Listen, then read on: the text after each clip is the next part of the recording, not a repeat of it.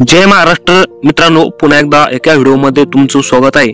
मित्रांनो, आज आपण पाहणार आहोत की जो बांधकाम कामगार नोंदीत असेल त्याच्यासाठी सरकारकडून 2 लाख रुपये घरकुलासाठी दिले जातात आणि याच्यासाठी काय कागदपत्रे लागणार आहेत, नियम व अटी आणि अर्ज कोठे करायचा आहे आणि याच्यासाठी कोण पात्र असणार आहे, सविस्तर माहिती या व्हिडिओमध्ये तुम्हाला सांगणार आहेत आणि अर्ज कोठे करायचा ते सुद्धा या व्हिडिओमध्ये तुम्हाला सांगणार आहे। तरी व्हिडिओ तुम्ही शेवटपर्यंत बघा।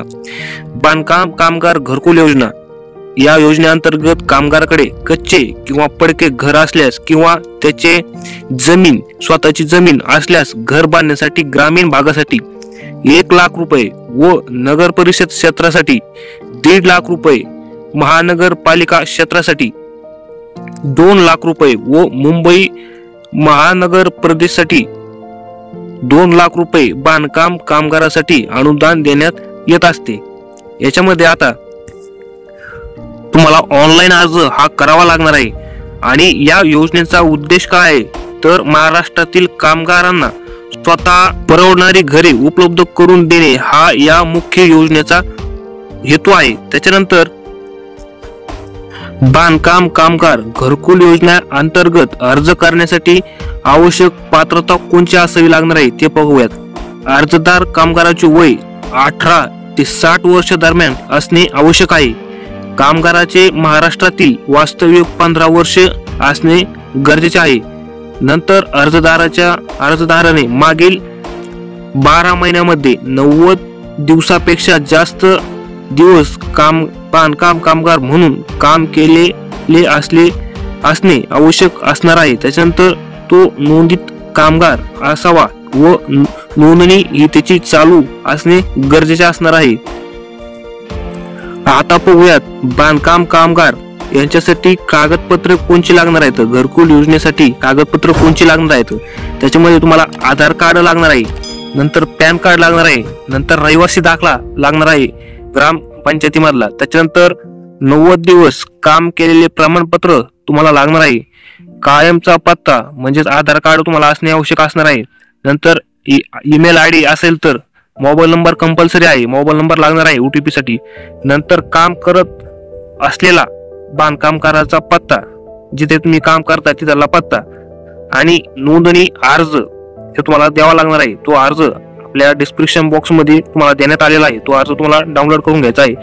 नंतर पासपोर्ट आकाराचे 3 फोटो लागणार आहेत, नंतर बँक पासबुकची झेरॉक्स लागणार आहे, नंतर जन्माचा दाखला, जर जन्माचा दाखला नसेल तर शाळा सोडल्याचा दाखला तिथे लागणार आहे।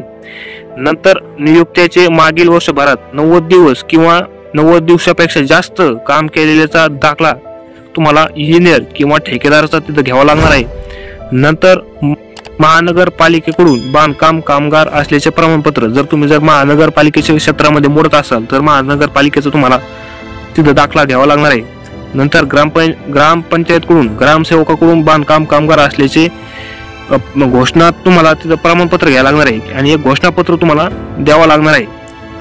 आता पाहूयात बांधकाम कामगार घरकुल योजनेच्या नियम व अटी काय असणार आहेत। अर्जदार बांधकाम कामगार हा महाराष्ट्र राज्याचा मूळ रहिवासी असणे आवश्यक असणार आहे। नंतर महाराष्ट्र राज्याच्या बाहेरील बांधकाम क्षेत्रातील कामगारास या योजनेचा लाभ दिला जाणार नाही।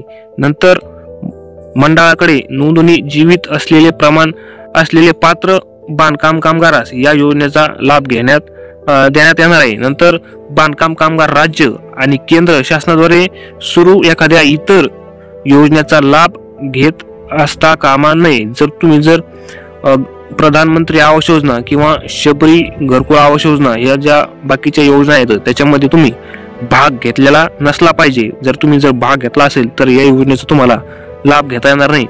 नंतर 18 ते 60 वर्ष वयोगटातील बांधकाम कामगार असणे आवश्यक आहे। नंतर मागील 12 महिन्यात 90 दिवसापेक्षा जास्त बांधकाम कामगार म्हणून काम केलेले असणे आवश्यक असणार आहे आणि स्वतःचे पक्के घर असता कामा नये। तुम्हाला स्लॅबचे जे घर आहे ते घर नसायला पाहिजे। आता पाहूयात बांधकाम कामगार घरकुल योजना अंतर्गत अर्ज करण्याची पद्धत। आता याच्यामध्ये आपल्या टेलिग्रामची लिंक डिस्क्रिप्शन बॉक्स मध्ये दिली आहे, तिथे जाऊन तुम्हाला तो अर्ज डाउनलोड करायचा आहे आणि अर्ज संपूर्ण व्यवस्थितरित्या तुम्हाला भरायचा आहे आणि अर्ज भरल्यानंतर तुमच्या संबंधित इमारत व बांधकाम कार्यालयाकडे तुमचा जो अर्ज आहे तो तुम्हाला नेऊन द्यायचा आहे। त्याच्यामध्ये तुम्हाला पात्र जर झाला तर या योजनेचा तुम्हाला नक्की लाभ तिथे दिला जाईल। अशा पद्धतीने एक छोटीशी माहिती होती, परंतु खूप महत्त्वाची माहिती होती। माहिती कशी वाटली आपल्या कमेंट बॉक्स मध्ये नक्की कळवा आणि आवडली जर असेल तर आपल्या व्हिडिओला नक्की लाईक करा आणि चॅनलवर तुम्ही जर पहिल्यांदाच आला असाल तर आपल्या चॅनलला नक्की सबस्क्राईब करा। भेटूया एका अशाच महत्त्वपूर्ण